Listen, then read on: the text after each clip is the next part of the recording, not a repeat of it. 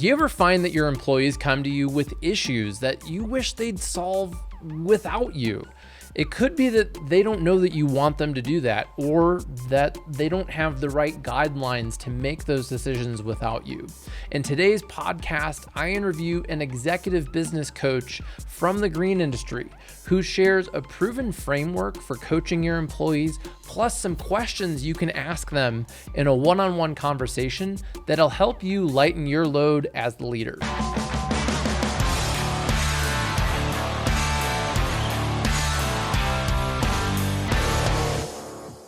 Hey everyone, Jack Jostes here. Welcome to the Landscaper's Guide podcast, where we share sales, marketing, and leadership ideas to inspire the snow and landscape industry. I'm super excited for our upcoming full-day virtual event, the Landscaper Summit. This is our fourth year doing it.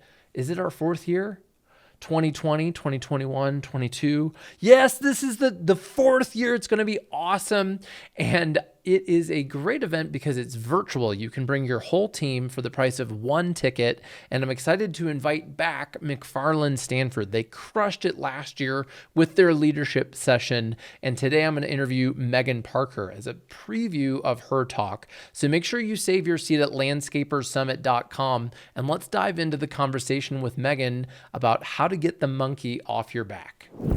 Hey everyone, welcome back to the Landscaper's Guide. Today I'm excited to interview Megan Parker, who is a certified executive leadership coach at McFarlin Stanford, who specializes in career, business, and leadership topics in the snow and landscape industry. And I'm excited because Megan is going to be presenting Don't Take the Monkey, Lighten Your Load as the Leader at the Landscaper Summit, which is our full-day virtual workshop on October 26th. So check that out at landscapersummit.com. See our show notes for a link.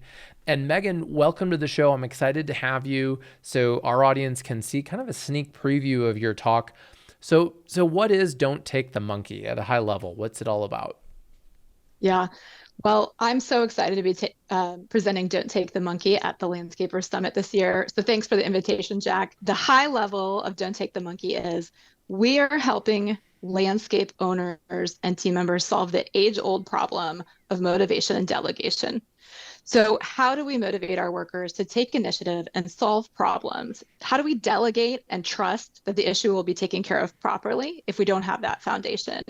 And so that's really what our Don't Take the Monkey session is all about. And what are maybe some of the problems that business owners typically have that, you know, what does it mean, don't take the monkey? What is that? Yeah. What is that? Yeah, so the monkey is a metaphor, right? So what typically happens is workers come to us with a problem, and our natural inclination is to give them a solution to that problem. You know, it's time is money, and our kind of go-to is we've solved this problem a million times. I'm going to tell you what to do in this scenario. Meanwhile, in our head, we get really frustrated. Like, why can't they think ahead and figure out a solution to this problem and take care of that? And so instead, what we need to do is really coach people to find their own solutions so that they learn that process, they gain the confidence and the skills to prevent that metaphorical monkey from jumping from their back to ours. I like that. And I found, do you ever find that maybe employees don't know that you want them, or that their manager or leader wants them to take the problem and solve it? Absolutely. So, what we find is that, many people are people pleasers, right? Like they just want to do whatever it is that you want them to do in that situation so that they know it gets done to your standards. Other times, maybe they just don't have the motivation or the foresight to be proactive enough to solve it. And maybe they know what to do, but they need your permission to do it. And so really instead, we want to use those coaching skills, and we'll tell you all about how to do this in the session at the conference, which I can't wait for. But yeah, absolutely. So I think, that is very common. I think people want to please their supervisors. They want to do something correctly, or maybe they just don't have the motivation to figure it out themselves. I'm sure you see that a lot, Jack. Well, yeah. So I have 10 employees, and I'm thinking right now, we recently had an in-person retreat where we flew our whole staff out from all over the country. And I have a really great executive assistant on my team who was like, hey, we got to finish the food and the catering and all of these things. And I was like, hey, Erin, would you like to just decide? I would love it if you would. And she was like, yes, I would love to go do that.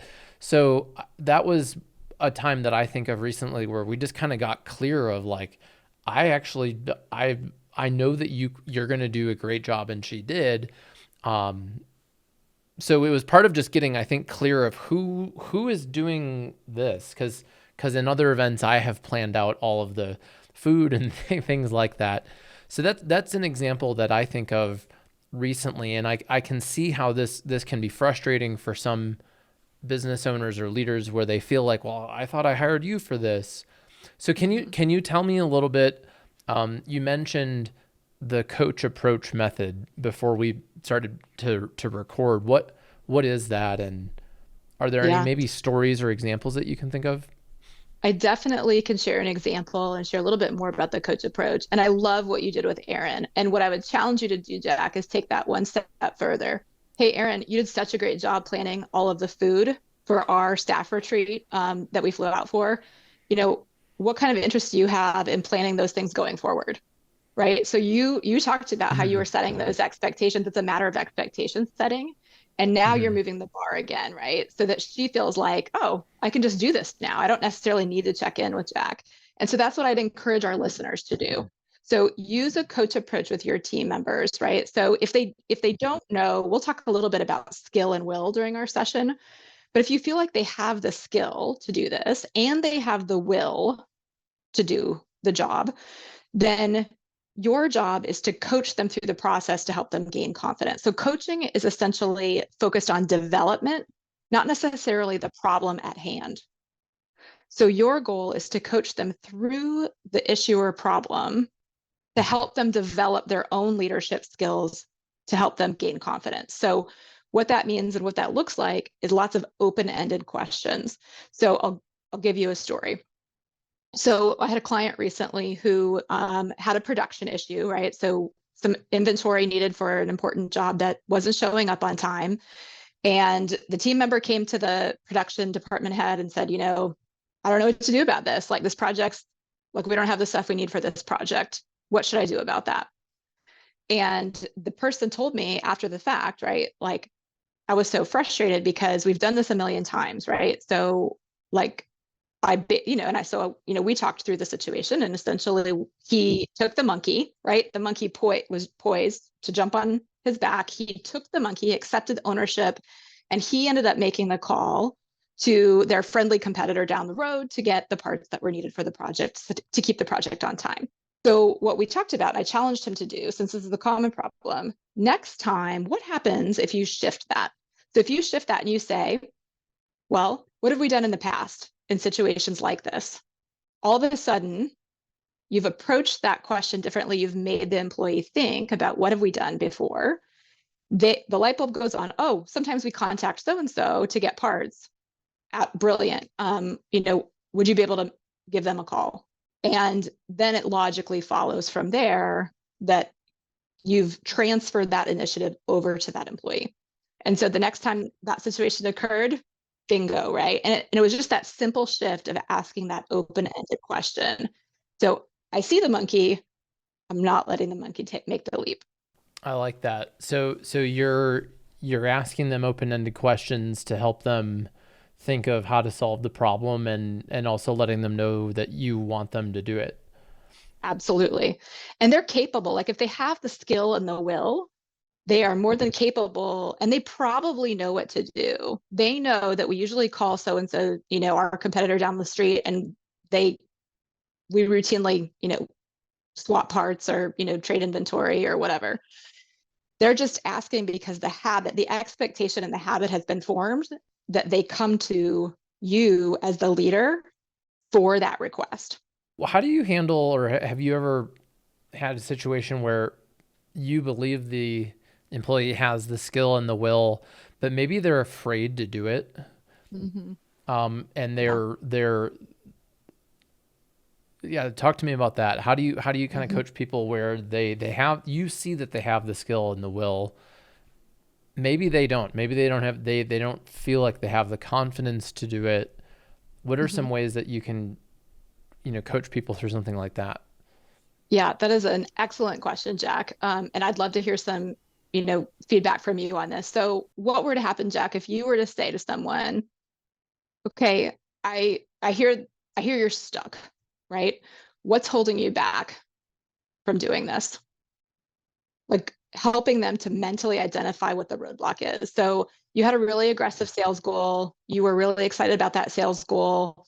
We had a plan in place and you've made some progress, but I see that your calls this month haven't been on target to where we thought they would be. What's holding you back from making those calls?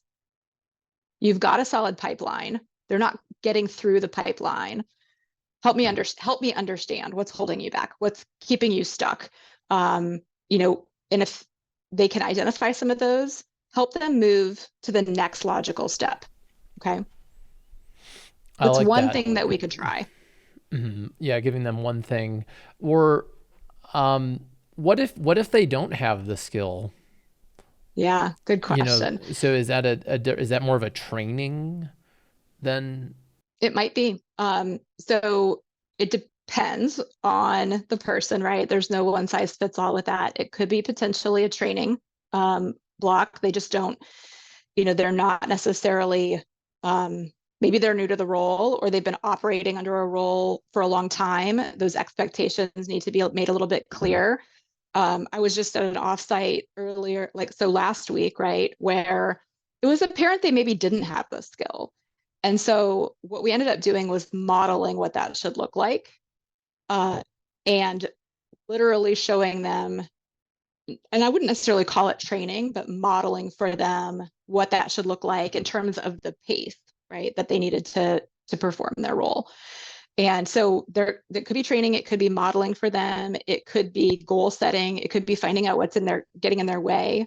Um, it could be that maybe they just don't have the capacity to perform that role. And sometimes people aren't a good fit, and we have to coach them out of the role.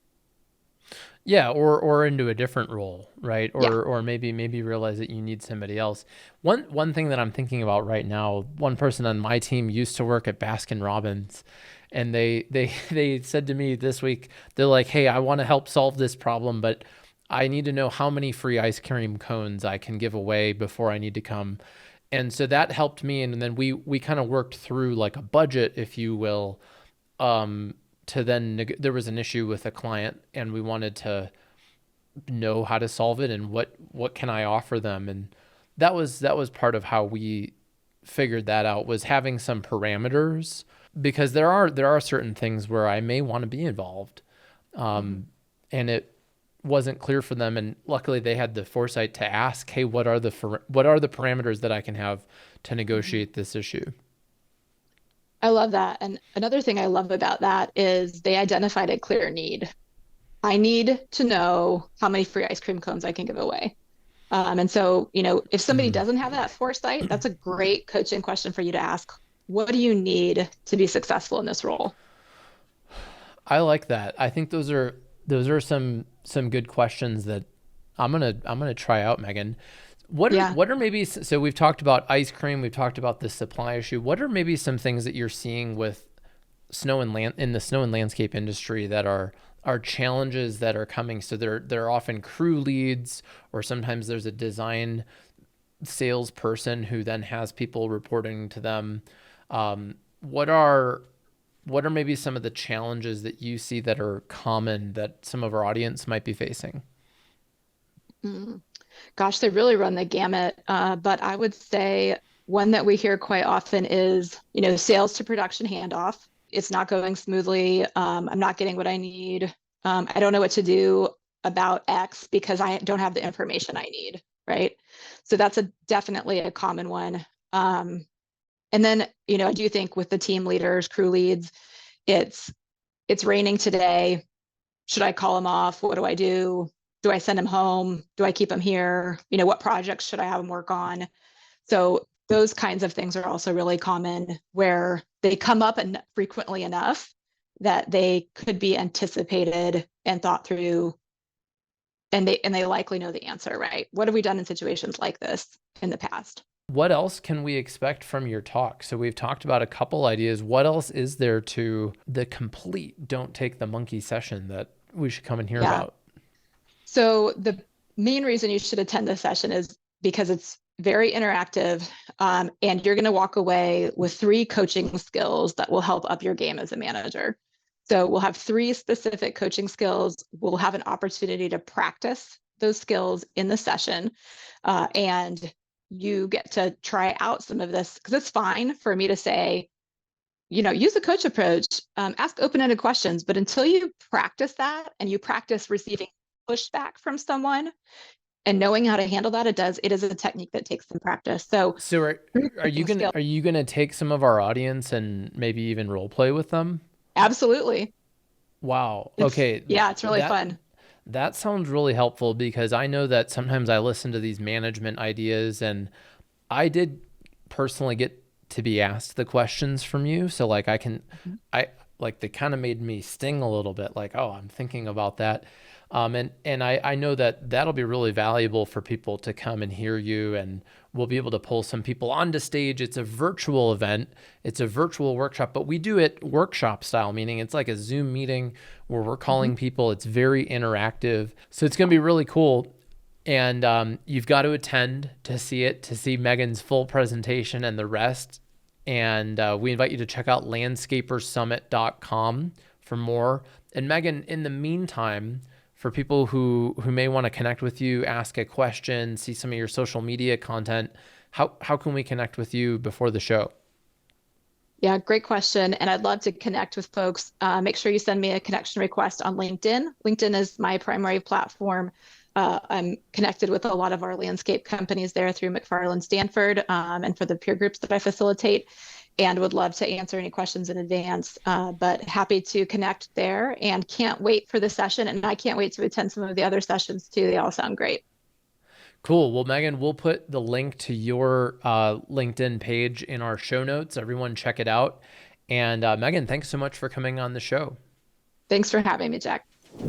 All right, everyone, thanks for checking out today's episode. Megan told me she's going to send out a download for the audience. So when you register for Landscaper Summit and attend, she's going to not only give you an opportunity to ask questions with her on stage, but she's also going to give you a worksheet with some very powerful questions. So hopefully you learned something today that'll help you ultimately empower your employees to do great work and allow you to focus on your job as the leader. I definitely learned some things that I'm going to try, and I can't wait to learn more at the Landscaper Summit. So see our show notes for a link to that, landscapersummit.com. My name's Jack Jostes, and I look forward to talking with you next week on the Landscaper's Guide.